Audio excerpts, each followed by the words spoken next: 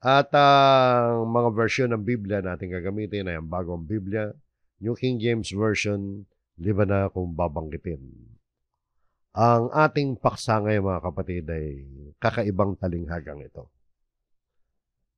Kakaiba sapagkat marami ang nahihirapan unawain ito. Kung bakit mga kapatid ay makikita nyo na kakaiba nga to at parang sa unang pagbasa ay parang hirap ata unawain. Paano natin i-apply ito? Bakit ba sinabi ng ating Panginoon Kristo? So, ang talinghagang ito, ang pamagat nga, ang talinghaga ng tiwaling katiwala. Kapag sinabing tiwali, alam natin yan, ang katapat niya sa Ingles ay corrupt. At sa ibang mga Biblia naman, nakalagay sa kanilang heading, yung heading, yung subheading pala. Katulad halimbawa dito sa eSword Software Bible na ating ginagamit, ang nakalagay naman doon sa subheading niya, The Parable of the Dishonest Manager. Kasi yung ibig sabihin ng katiwala, mga kapatid, manager din. Yung namamahala ng ari-arian ng ipinagkatiwala sa kanya, ari-arian ng iba. So mga kapatid, ang ating aralin ay hahatiin natin sa dalawang bahagi. Ang unang bahagi ay siyempre yung talinghaga ng tiwaling katiwala, yung pinakatalinghaga mismo. Hanggang verse 8 lang ho yan. At yung sumunod naman ay ang aplikasyon ng nasabing talinghaga, verse 9 hanggang 13. So umpisa na po natin ang ating pag-aaral. Simula tayo sa ang talinghaga ng tiwaling katiwala, verse 1 hanggang 8. Ang sabi rito ng Panginoong Kristo, sinabi rin ni Jesus sa mga alagad, may isang taong mayaman na may isang katiwala at isinumbong sa kanya na inilulustay niya o inilulustay ng taong ito ang kanyang kayamanan. So dito mga kapatid, kung tutuusin, pag binasa natin ang context nito, marami talagang nakikinig sa ating Panginoon Kristo nang isinalaysay ang talinghagang ito. Dahil kung titingnan natin, dire-diretso yan, mula sa chapter 15 pa lang, ay nandun na yung mga maniningil ng buwis, nandun yung mga makasalanan, yun ang mga pagkakabanggit sa chapter 15, verse 1 hanggang 2. At nandun din ang mga pariseyo at ang mga eskriba. Alam naman natin, noong mga panahon na yon, majority sa mga pariseyo at mga eskriba, yung mga religious leaders nun, kontra sa ating Panginoon Kristo. Sa chapter 15, mga kapatid, yung naunang kapitulo rito, ay nagsalaysay ang Panginoon Kristo ng tatlong talinghaga. Puro talinghaga ang laman nun, puro parables. Nandun yung, umalala ninyo, nandun yung talinghaga ng nawawalan tupa. Nandun din yung talinghaga ng nawawalan pilak. At nandun din yung famous na talinghaga ng prodigal son o yung talinghaga ng waldas na anak. Pero dito mga kapatid, tuloy-tuloy lang ang pagkukwento ng ating Panginoon Kristo ng talinghaga. Pero dito ay mapapansin natin ang talinghagang ito ay sinabi ng Panginoon Kristo direkta sa kanyang mga apostol. At yung mga alagad niya, hindi lang mga apostol yan, may mga ilan-ilan doon na palaging kasama ng ating Panginoon Kristo. Kaya nga sabi diyan, sinabi rin ni Jesus sa mga alagad niya. Minsan gano'n ang Panginoon Kristo, no? Kinakausap niya yung kanyang mga alagad ng hindi naman privately, pero dinidirekta niya yung salita sa kanyang mga alagad. Pero marami nakikinig pa rin. No? Dahil nandun yung mga tao, naridinig siya. Alam ng Panginoon Kristo na nadidinig siya. Katunayan, no? Chapter 16 na tayo, no? Sa verse 1 yan. Pagdating sa verse 14, hanggang 13 tayo, no? Sisingin natin itong 14 para makita nyo na may mga ibang tao pa rin, nandun pa rin. Pagkatapos magsalaysay ng Panginoon Kristo ng talinghaga at naibigay niya yung kahulugan niyan, anong aplikasyon, pagkatapos doon hanggang 13 yun, no?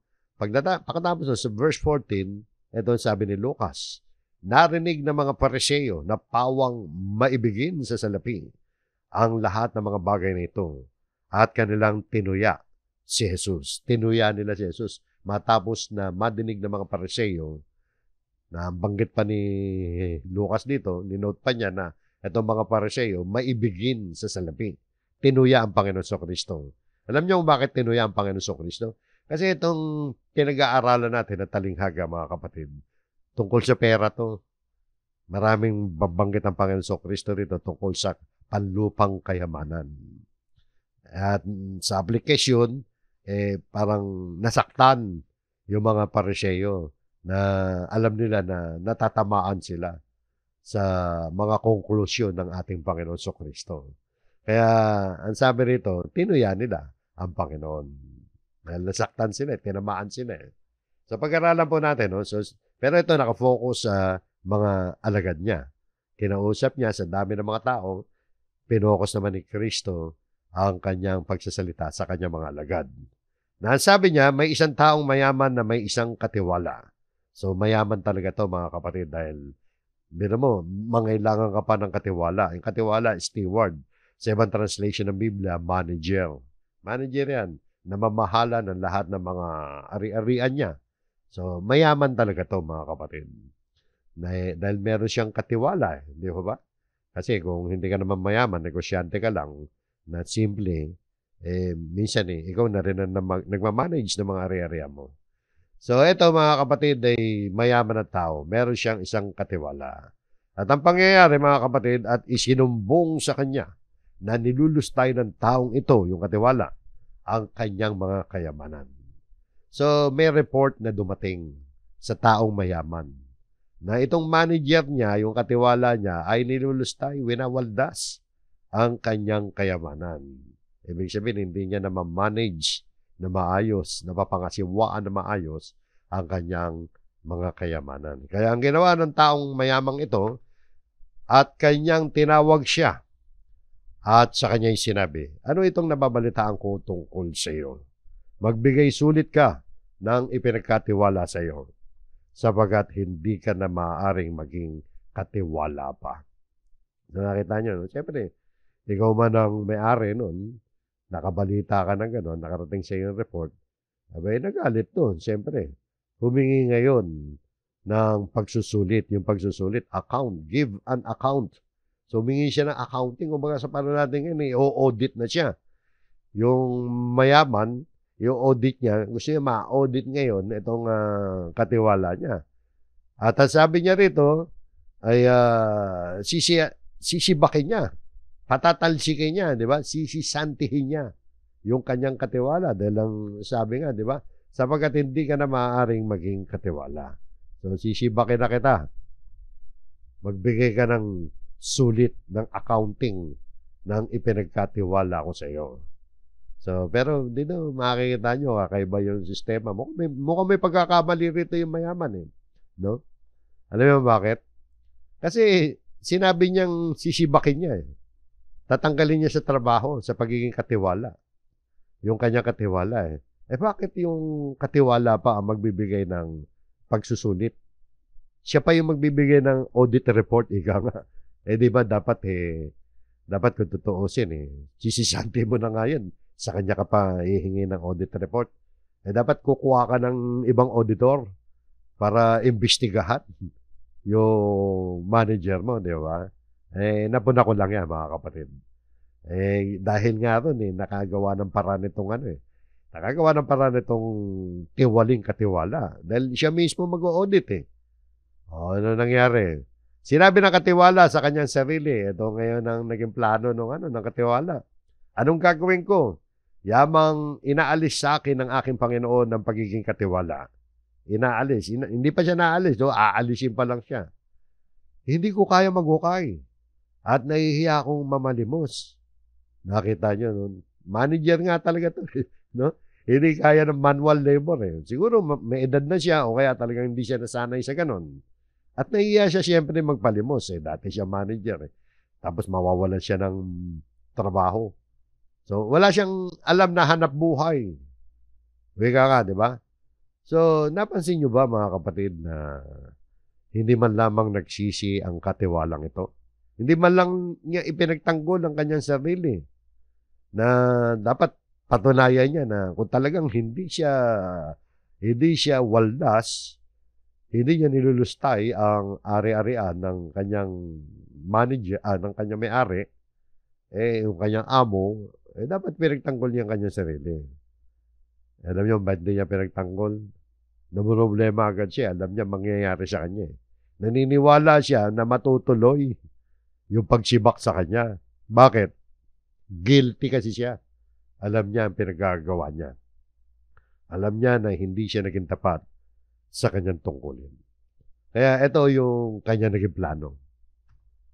Sumunod na talata, naipasya ko na ang aking gagawin. O, naipasya ko na ang aking gagawin. Upang matanggap ako ng mga tao sa kanilang bahay kapag pinaalis na ako sa pagiging katiwala. So nakaisip siya ng paraan na kapag inalis na siya sa kanyang bahay, matanggap naman siya ng ibang tao sa kanilang bahay. Bakit ba ganyan, mga kapatid? Kasi noong panahon na yun, mga kapatid, ang mga katiwala, meron silang privilege na tumira sa nasasakop na ari-arian ng kanilang mga Panginoon. Kaya kapag tinanggal siya sa pagiging katiwala, palalayasin na rin siya sa ari-arian ng kanyang amo. Kaya may naisip siyang paraan. Tandaan nyo, mga kapatid, hindi pa siya naalis dito. Kaya itong paraan niyan na naisip, nagawa niya. Nagawa niya. Kasi meron pa siyang authority bilang manager, bilang katiwala. Bakit gano'n ang ating salita? Kasi mga sumunod na talata, sabi rito, ito ang ginawa niya. Kaya't nang tawagin niyang isa-isa ang mga may utang sa kanyang Panginoon. So tinawag niya isa-isa yung mga may utang sa kanyang Panginoon. Ay sinabi niya sa una, magkano ang utang mo sa aking Panginoon? At sinabi niya, 100 takal na langis. At sinabi niya sa kanya, sinabi ng katiwala, kunin mo ang iyong kasulatan at maupo ka at isulat mo kaagad ang 50. Nakita niyo, no? Nakita niyo yung pandaraya nitong kurap nga no? Tiwali nga, no? Kaya sinabi nating talinghaga ng tiwaling katiwala. So, ito yung naisip niyang paraan. Para naman para magkaroon ng utang na loob sa kanya, yung mga tao. Yung may utang, yung mga may utang, tinawag niya, katulad nito, example, tinanong niya, magkano utang mo sa Panginoon ko? Ang sabi, 100 takal na langis. Sige, 100 takal na langis ang utang mo. Kumuha ka ng kasulatan. Magpirmahan tayo ng dokumento. Ilagay mo, may utang kang 50. So, discounted, mga kapatid. Binigyan niya ng discount. Isipin nyo, kalahati agad ang nawala. Kung ikaw yung taong yun, siyempre, matutuwa ka. At kung kausap mo, manager katiwala, alam mo, may authority siya So, at dinampas sa dokumento. Siyempre, dokumentado na rin ang unang panahon. So, pipirma ka, 50 utang ko. So, gano'n nangyari. Pagkatapos, ay sinabi niya sa iba, ito naman sabi niya sa iba, magkano ang utang mo? Sinabi niya, 100 takal trigo. Sinabi niya sa kanya, kunin mo ang iyong kasulatan at isulat mo ang 80. Ito naman, mula sa 80 takal ng trigo, mula pala sa 100 takal na trigo, ginawang 80. Discounted din, di ba? Malaking discount yan, mga kapatid. Yan yung naisip na paraan ng katiwala. Kinausap niya yung mga may utang sa kanyang Panginoon at pinagbabawasan yung kanilang mga utang at dokumentado yan. At may authority pa siya ng mga panahon na yan. Sapagkat hindi pa siya nasisibak So, wise talaga to, no? Wise, sabi nga ng mga matatandang Pilipino. Ano yun, pag sinabing wais, no, mga matatanda natin, mga kababayan, mga ninuno natin, iba yung wise, iba yung wais. Parang wise yun. Yung wise matalino, hindi ba? Parang wise yun. Pag sinabi naman wais, yung katalinuhan ginagamit sa katusuhan, ginagamit sa panggugulang, di ba? Sa panlalamang. So, wais nga yung katiwalang ito. At merong katusuhan talaga. Merong kagulangan, nga. Masamang katiwala nga, tiwali nga. Dahil parang talagang ninanakawan niya ang kanyang amo sa pagbabawas ng mga utang ng mga tao sa kanyang Panginoon. At siyempre naman, yung mga may utang, matutuwa naman, di ba? Susundin siya. Una-una, meron siyang authority pa rin. Bilang katiwala, alam nila, hindi naman alam na tatanggalin siya. At kasalukuyang katiwala pa rin siya. Siyempre, matutuwa naman sa kanya yung mga tao na pinagbabawas niya yung mga utang. Kaya kapag natanggal na siya sa pagiging katiwala niya, nawala na siya ng trabaho, Eh, siyempre, tatanaw naman ng utang na loob yung mga tao. Dahil binawasan sila eh. Di ba? So, yun po mga kapatid.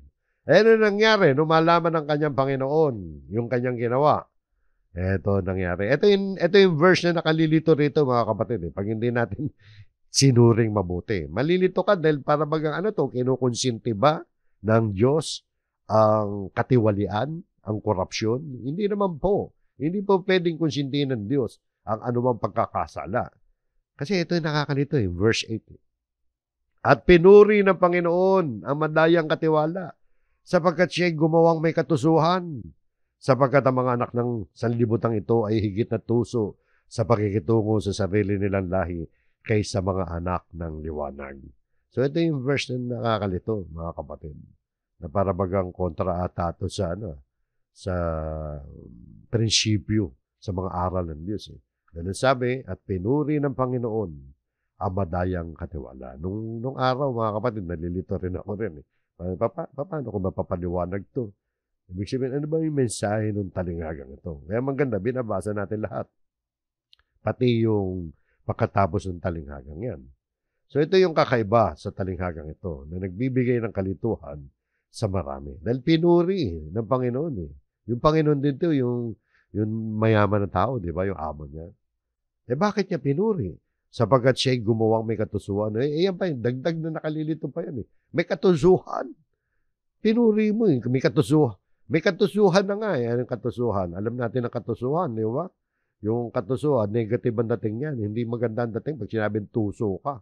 At sabi nito eh, sa English nga eh, shrewdly. Eh, katingnan yun sa English yan, eh, talagang parang negative ang dating yan. Yan, suriin natin mabuti yan salitang yan. Sapagkat yan nakapagbibigay ng kalituhan yan. Eh, no? Bukod doon sa pinuri pa. Di ba? Ano ba ibig sabihin ng katusuhan? Sa original na pagkakasulat niyan sa wikang Grego ng Biblia, ay makikita po natin yung salitang katusuhan o yung shrewdly. Sa Greek word niyan ay phronimos. Na ibig sabihin ng phronimos, positive na positive yung phronimos. Ang sabi nito, prudently, wisely. Di ba magandang katangian yan, yung ikaw ay prudent, na ikaw ay wise, at sa Tagalog ay maingat ka, di ba? Matalino ka. Magandang katangian yan, kung totoosin. Pero ba't ang kaganon? Di ba? Ang hirap naman unawain itong talinga. Ano to? Kinukonsinti ng Diyos? Okay lang ba sa Diyos na maging corrupt tayo? Di ba? Pero mga kapatid, sa Greek word ng katusuhan, positive, di ba? Prudently, wisely. Pero sa konteksto kasi nito, mga kapatid, yung magandang katangian, ginamit sa kasamaan. Yan ang dapat natin makita dyan. Ginamit sa kasamaan. Ginamit sa katiwalian. Okay, magandang katangian na maging matalino ka. Magandang katangian na maging prudent ka, maingat ka. Pero pag ginamit mo sa kasamaan yan, hindi na maganda yan. Di ba?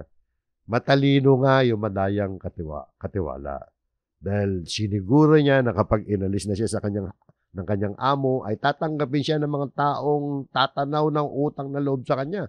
Dahil binigay niya ng pabor sa pamamagitan ng pagbabawas ng kanilang mga utang. Di ba? Mahalaga makita po natin dito na pinuri na mayaman ng kanyang katiwala. Hindi naman nangangahulugan iyon na ginantipalaan niya. Hindi niya ginantipalaan. Natuloy pa rin ang pagsisibak sa kanya. Sinasampantaan natin, hindi man nabanggit na hindi itutuloy, wala naman sinabing ginantipalaan. Pinuri lang. Pinuri, parang ganito lang yan mga kapatid eh. Pinuri talaga siya. Dahil ano, kung ikaw yung amo, parang ganito lang yan eh. Uy, naisahan ako nito Matalino talaga to, magaling, matalino, wise talaga to. Naisahan na naman ako. Naisahan na siya mga kapatid eh. Kaya yun ang yun yung pinuri, yung pagiging wise nung katiwala. Dahil nalusutan na naman siya eh. Gumawa pa ng mga dokumentado pa. Yung mga pagkakautang. Kaya nga nasabi ko kanina mga kapatid, may pagkakamali itong Panginoon dito eh. Yung Panginoon dito, nagkamali yung amo. Dapat sinibak muna niya eh. Tinanggal muna yung authority bilang katiwala. at kumuha siya ng mag-o-audit na iba na mag-iimbestiga. Hindi gano'n ang ginawa. Ang nangyari, binigay niya ng threat, ng warning na sisibakin kita o magbigay ka ng pagsusulit. Nakita niya, no, medyo nagkamali. At legally, mga kapatid, siyempre, walang habol tong ano. Wala nang habol tong Panginoon. Kaya pinuri niya. Magaling talaga to, ha? Naisahan ako. Parang ganyan lang ho yan, mga kapatid. At pagkatapos nito, sinabi ng Panginoon, sapagkat ang mga anak ng sanlibutan ito. Alam natin, pag sinabing anak ng sanlibutan ito, yan yung mga hindi mananampalataya, ay higit na tuso. Tuso, yung wise talaga. Maingat sila, wise. Kaya pag tuso, negative. Yung pagkakatranslate sa Tagalog sa English, interpretation na yun. No? Kung literal talaga, ay wise sila. Maingat sila sa pakikitungo sa sarili nilang lahi. Kaya ginawa na lang tuso kasi yun naman talaga ang mensahe ng konteksto, di ba? Dahil yung katusuhan, yan yung mga wise, yung magandang katangian nila, nakatalinuhan at pagiging wise at maingat ay ginagamit sa kasamaan, sa katiwalian. O, sabi ng Panginoon, yung mga anak ng sanlibutan ito, yung mga hindi mananampalataya, ay higit na tuso sa pakikitungo sa sarili nilang lahi kaysa mga anak ng liwanag. Yung mga anak ng liwanag, mga kapatid, tumutukoy yan sa mga mananampalataya. Mas matatalino ang mga hindi mananampalataya sa pakikisalamuha sa mga makasanlibutang kayamanan kaysa sa mga mananampalataya. At sigurado ako, sasang-ayon kayo dyan, mga kapatid. Sapagkat tingnan man natin sa ating kapaligiran, sa ating kapanahunan, sino ba ang mas marami na mayayaman? No? Hindi natin lahat na mayayaman, pero majority ng mga milyonaryo, mga daang milyonaryo at bilyonaryo, hindi naman lahat sila, pero kaunti lang ang honest. Kaunti lang ang mananampalataya. Di ba? Maraming mga negosyante at mayayaman na tao ay pumapasok sa mga illegal na mga pamamaraan para lalong yumaman. Alam nila kung paano, magagaling sila eh. Marunong sila magpalusot sa taxation, di ba? Marunong sila magpalusot sa mga illegal na gawain. Mas magagaling silang dumiskarte, nga, pagdating sa mga kayamanan ng sanlibutan ito. May mga Kristiyanong mayayaman din naman at tapat. Pero kakaunti nga di ba? Kaya nasabi nga rito, sapagkat ang mga anak ng sanlibutan ito ay higit na tuso sa pakikitungo sa sarili nilang lahi kaysa sa mga anak ng liwanag. Magagaling sila dumiskarte pagdating sa mga kayamanan ng sanlibutan ito. Nauunawaan nila ang mga hindi spiritual na aspeto ng kultura at lipunan. Alam nila kung paano sasamantalahin ang kanilang mundo para sa kanilang pakinabang. So yun, mga kapatid, yung ibig sabihin yan. Ngayon, mahalagang mapansin natin dito na yung salitang Panginoon. Ito, para mawala yung pagkalito natin. Mahalagang mapansin natin dito na ang salitang Panginoon dito sa talinghagang ito ay hindi kumakatawan sa Panginoon Kristo o kaya sa Amang Diyos. Kaya ako nabanggit yan na dapat natin mapansin yan. Kasi madalas sa mga talinghaga ng Panginoon Kristo ay ginagamit niya yung salitang Panginoon na tumutukoy o nagre-represent o kumakatawan sa Diyos. Di ba? Para sa pagkakataong ito naman, hindi. Di ba? May pagkakamali nga yung Panginoon dito. Ang Panginoon dito ay tumutukoy sa taong mayaman na merong katiwala at hindi sa Diyos. Hindi rin sa Panginoon Kristo. Ito yung nakalilito sa atin. Kung iisipin natin na ang Panginoon dito ay nagre-represent sa Diyos. Hindi po. So, yan po yung talinghaga. Yan yung kwento ng Panginoon Kristo, yung talinghaga, ng tiwaling katiwala. Yan. Para higit pa natin maunawaan, punta tayo sa ikalawang bahagi, yung aplikasyon ng talinghaga. Verse 9 hanggang 13. Ano-ano mga aral na makukuha natin sa talinghagang ito? So, mula verse 9 hanggang 13 ay isinalaysay naman ni Kristo yung pinaka-application ng talinghagang ito para sa kanyang mga alagad. Para sa atin ng mga mananampalataya. Ano ba dapat nating matutunan dyan? Hindi yung tutularan natin yung katusuan. Wag yun. Mamaya makikita nyo na hindi nga yun. Hindi yung tutularan natin yung panggugulang, di ba? Pandaraya nung tiwaling katiwala. Hindi ho yun. Alam niyo kung ano tutularan natin? Itong application na ito, mga kapatid, hatiin natin sa tatlong bahagi. Yung number 1, tagubili ng Panginoon Kristo, kaugnay ng talinghaga, gamitin ang mga makalupang kayamanan para sa walang hanggan. Number 2, maging tapat sa mga ipinagkatiwala sa atin ng Diyos. Kaya sabi sa inyo, hindi yung pagiging tiwali ang ang tutularan natin. Dito nga, makikita natin mamaya sa verse 10 hanggang 12, dapat maging tapat tayo. Kung ano man ang ipinagkatiwala sa atin ng Diyos, actually, hindi lang ng Diyos, maging ng ibang tao. At yung huli, pagkatapos ng lahat ng mga bagay nito, ay sinabi ng Panginoon Kristo na hindi tayo makapaglilingkod sa Diyos at sa mga kayamanan. Bagamat tungkol sa pera, pinag-uusapan natin kanina pa, kayamanan, bandang huli naman sinasabi ng Panginoon Kristo, hindi po pwede na maging maibigay tayo sa salapi. Na paglilingkuran natin, gagawin natin Panginoon, ng buhay natin ang kayamanan. O pag-aralan natin mga kapatid, gamitin ang makalupang kayamanan para sa walang hanggan. Bakit natin nasabi yan mga kapatid? Ito po sabi rito sa Lucas 16, talata 9. At sinasabi ko sa inyo, tapos na yung talinghaga, ito na sabi ng Panginoon, makipagkaibigan kayo para sa inyong mga sarili sa pamamagitan ng mga kayamanan ng kalikuan. Nakita niya, no? Sa pamamagitan ng mga kayamanan ng kalikuan, makipagkaibigan daw tayo para sa ating sarili. Ibig sabihin, para sa ating kapakinabangan, ay makipagkaibigan tayo, gamit-gamit natin yung kayamanan ng kalikuan. Ano ba ibig sabihin ng kayamanan ng kalikuan? Ang kayamanan ng kalikuan, mga kapatid, ay tumutukoy sa kayamanan ng mundong ito, pera, at mga ari-arian, mga material na kayamanan ng mundong ito. Ang tawag ng Biblia rin sa pagkakataong ito, mga kayamanan ng kalikuan. Ano ang dahilan na sinabi ng Panginoong Kristo? Bakit daw tayo dapat makipagkaibigan o gagamitin natin ang kayamanan ng mundong ito para makipagkaibigan para sa ating sarili, para sa kapakinabangan natin, upang kung ito'y maubos na, ay kanilang tanggapin kayo sa mga walang hanggang tahanan. So, nakita nyo mga kapatid, yung bahagi ng paliwanag ng ating Panginoon Kristo. Matapos niya maisalaysay ang talinghaga. Tingnan ninyo mga kapatid. Yung talatang ito naglalaman ng material na bagay, pera, ari-arian, at naglalaman ng spiritual na mga bagay dahil nabanggit yung walang hanggang tahanan. At sabi rito, upang kung ito'y maubos na, pag naubos na yung kayamanan, ay kanilang tanggapin kayo sa mga walang hanggang tahanan. Medyo matalinghaga yun, no? Walang hanggang tahanan. Pag sinabing walang hanggang tahanan, diyan na pumapasok yung spiritual na kahulugan nito. Di ba?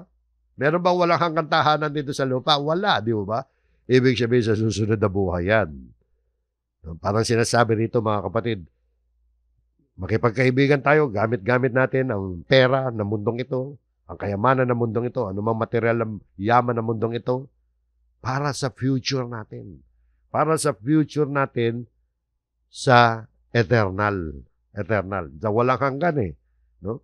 Para kapag naubos na, tanggapin naman tayo sa walang hanggan tahanan. Para kapag, parang sinasabi niyang, para pagkatapos ng buhay na ito, dito sa lupa, ay tanggapin tayo sa walang hanggang tahanan.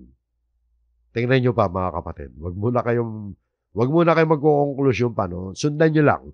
Sa Revised Tagalog Popular Version, ganito ang pagkakasulat ng parehong talatang yan. Ang sabi nito, Revised Tagalog Popular Version, at nagpatuloy si Jesus sa pagsasalita. Kaya't sinasabi ko sa inyo, gamitin ninyo ang kayamanan ng mundong ito sa paggawa ng mabuti sa inyong mga kapwa. Kaya sabi ko sa inyo, yung kayamanan ng kalikuan, iyon tumutukoy sa kayamanan ng mundong ito, yung mga pera at mga ari-arian. Gamitin daw natin yung mga pera at mga ari-arian na meron tayo sa paggawa ng mabuti sa inyong kapwa. Bakit? Upang kung maubos na yon, nauubos ba yun? Hindi mo maubos yun Hanggat meron daigdig O pag wala na tayo, pag dumating na tayo sa hangganan, ibig sabihin, pag namatay tayo, di ba? Something like that. Upang kung maubos na yan, tanggapin naman kayo sa tahanang walang hanggan. Tahanang walang hanggan, saan ba yan? Sa langit, di ba? So, pinakikita dito mga kapatid, na gamitin natin ang mga kayamanan na meron tayo para sa, hindi lamang para sa buhay na ito. Investment ito, mga kapatid. Di ba? Investment ito, kailang ibang klaseng investment. Mag-i-invest tayo sa langit sa pamamagitan ng pag-i-invest ng mga material na bagay dito pala sa lupa. Gamitin natin ang anumang meron tayo. Baka isipin nyo para sa mga mayayaman lang to. Ano ba meron ka, kapatid? Di ba? Meron ka rin kahit papano. Alam ko meron ka rin. Tingnan mo yung pitaka mo. may laman din yan kahit papano. Meron ka rin, meron tayong konting ari-arian. Meron tayong, nagkakapera tayo paminsan-minsan. Lalo na, yung mga kapatid natin na talagang malalakas kumita. Di ba? Dapat gamitin yung mga material na bagay. Mahirap naman ng mayaman, meron tayo, mga kapatid. Gamitin natin, mga kapatid, yung ano man meron tayo na pinagkaloob sa atin ng Diyos sa pag-iipon ng kayamanan naman sa langit. Parang ganyan lang yan, mga kapatid. Gamitin natin ito, sabi rito, sa paggawa ng mabuti sa inyong kapwa. Ano-ano ba mga possible na paggawa ng mabuti sa kapwa natin? Hindi lang, mga kapatid, yung pagtulong sa kanila. Pero number one yan, tinutulungan natin ang ating kapwa sa pamamagitan, siyempre, ng mga pera natin. Ng mga, kung ano man ipinagkaloob sa atin ng Diyos. Tandaan nyo, hindi lang para, hindi naman para sa mga milyonaryo yan. Sino ba milyonaryo sa atin? Ibig sabihin, hindi na applicable sa atin yan. Meron naman tayo kahit paano kinikita. So, itulong natin yan sa ating kapwa. Paggawa na ng mabuti. At ang isa sa mga paggawa na mabuti na magagawa natin patungo sa ating kapwa, tumulong tayo sa pagpapalaganap ng ebanghelyo. Tumulong tayo sa mga gastusin, sa pagpapalaganap ng salita ng Diyos.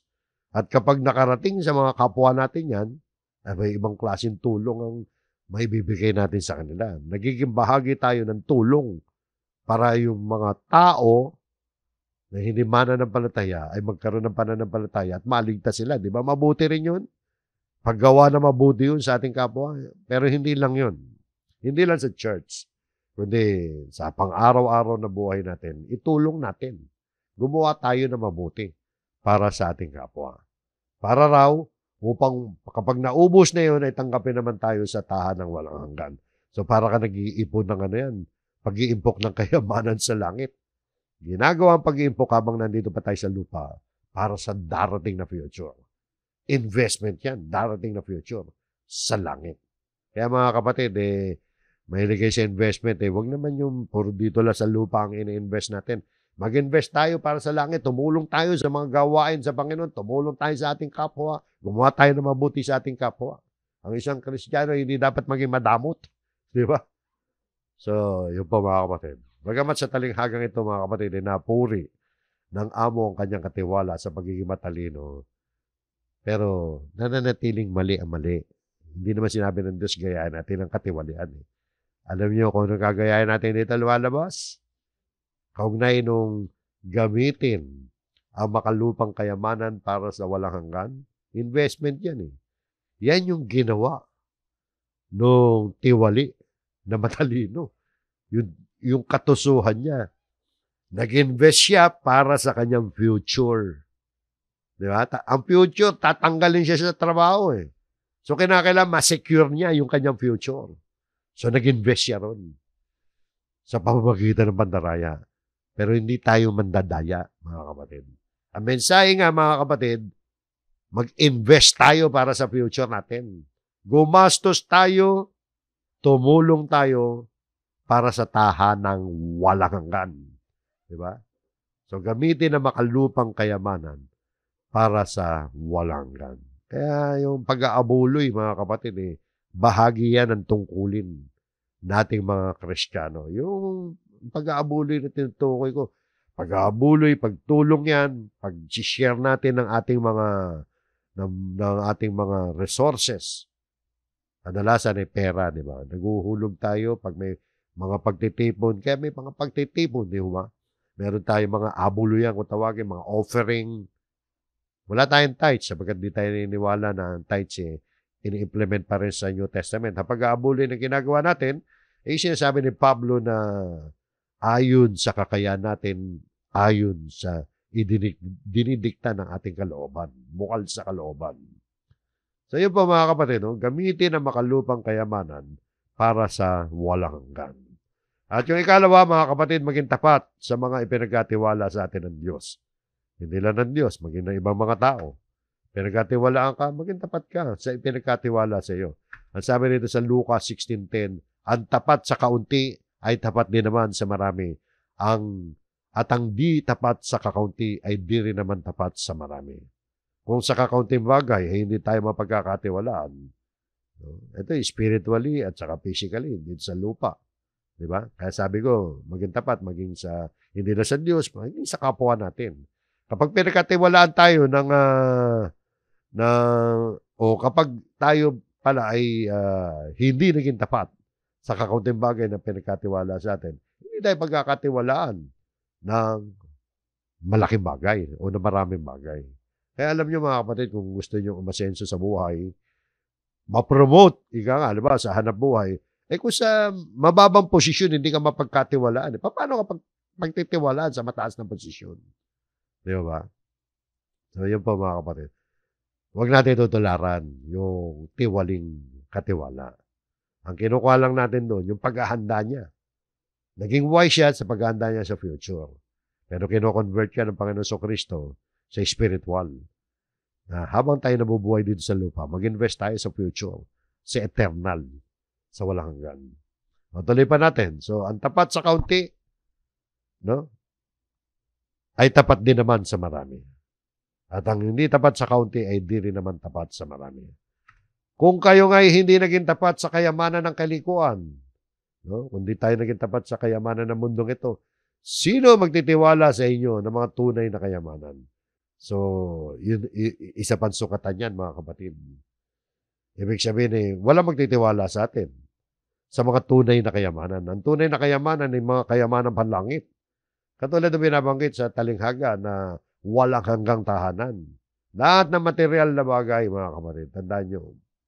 Lahat ng ating mga ari-arian, lahat ng mga kayamanan na taglay natin sa buhay na ito, dito sa lupa, ay hindi tayo may-ari.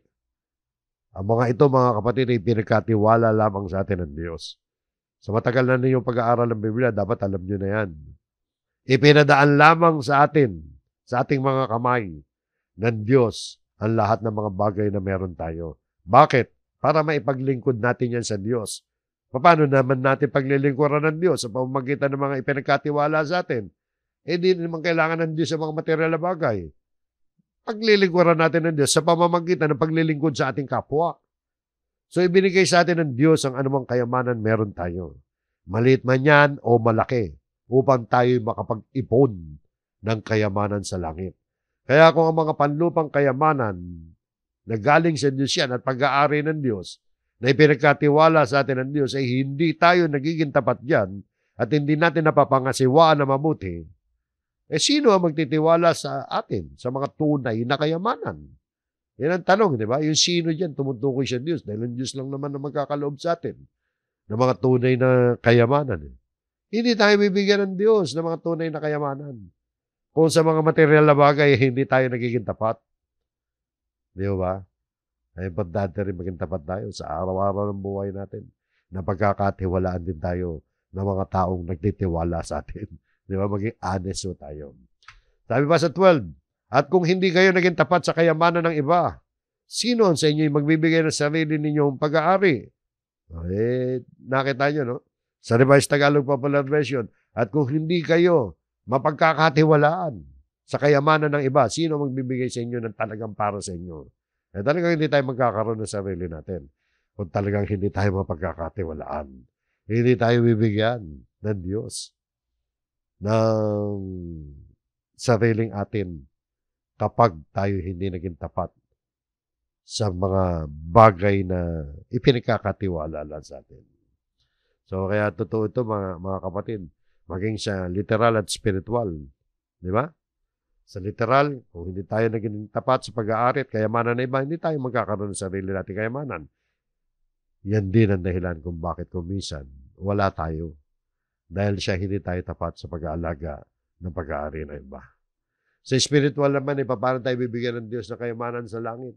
O mga bagay na ipinagkakatiwala sa atin ng Diyos dito sa lupa ay hindi natin napapangasiwaan na mabuti at hindi tayo napagkakatiwalaan. So yan, kaya importante rito, maging tapat tayo sa lahat ng mga bagay. At dito sa paksa natin, dito sa mga pinapahandle, pinapahawakan sa atin ng Diyos. At maging ng ating kapwa, maging tapat tayo. At sa huli mga kapatid, ay sinabi ng Panginoon na hindi tayo makapaglilingkod sa Diyos at sa kayamanan.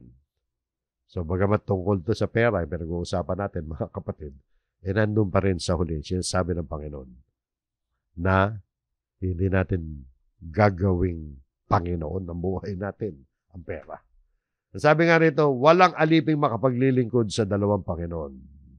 Common sense yan. Dalawa master mo, lalo na nung unang panahon. Ngayon siguro, pwede kang magtrabaho, dalawang kumpanya pinapasukan mo. Pero dito yung pagiging alipin talaga sa konteksto ng unang siglo. Hindi ka pa pwedeng maging property ng dalawang master. Kasi ang alipin nun, property. Kinukonsider na property. Walang alipin makapaglilingkod sa dalawang Panginoon sapagkat kapopuotan niya ang isa at iibigin ang ikalawa o kaya magiging tapat sa isa at hahamakin ang ikalawa. Yun ang dahilan, di ba? Isa lang ang loyalty mo Lalo na yung sitwasyon ng mga alipin ng mga panahon na yun. No? Imposible na magkaroon ka ng dalawang Panginoon ng panahon na yun. At yung prinsipyo yan, inilalapat ng Panginoon Kristo sa huling parerala, hindi kayo makapaglilingkod sa Diyos at sa mga kayamanan. So nakita nyo, no? Yung talingaga tungkol sa paggamit natin ng mga kayamanan para mag-invest tayo ng tunay na kayamanan sa langit. Pero hindi naman ibig sabihin yan, mga kapatid, gugugulin na natin ang buong buhay natin sa pag-iimbak ng kayamanan naman dito sa lupa. Dinidiscourage tayo ng Panginoon na maging mukhang pera. Di ba? Dinidiscourage tayo ng Panginoon na maging materialistic. Hindi tayo ganun. Kung meron pinagkaloob sa atin ng Diyos, gamitin natin yun bilang investment para sa walang hanggan. Pero sabi rito, huwag natin paglingkuran ang kayamanan. Sa Diyos tayo maglingkod. So, yun po mga kapatid. Naway, maunawaan natin yan. No? Gamitin natin ang pera, pero huwag tayong paggamit sa pera. Yung pera dapat tayo nakikinabang, hindi yung pera nakikinabang sa atin. Yung pera ang dapat naglilingkod sa atin. At hindi tayo ang naglilingkod sa pera. Parang ganyan lang yan. Hindi tayo makapaglilingkod sa Diyos at sa mga kayamanan. Hindi pwedeng sabayan. No? Pero yung kayamanan panlupa, dapat gamitin natin para sa kayamanang panlangit. So yun po mga kapatid, ang mga mensahe ng talinghaga ng tiwaling katiwala. Hindi yung katiwalian ang tutularan natin. Ang tutularan natin kung paano niyan inihanda ang kanyang sarili para sa nalalapit na future. Tayo man, mga kapatid, pagandaan natin ang ating sarili para sa future naman na walang hanggan. So hanggang dyan, mga kapatid, maraming salamat sa inyo at tumabot tayo sa ganitong oras at nandyan pa rin kayo. Naway pagpalain tayo ng Panginoon sa mga nadinig nating mga mensahe niya. Tayo po'y muling manalangin.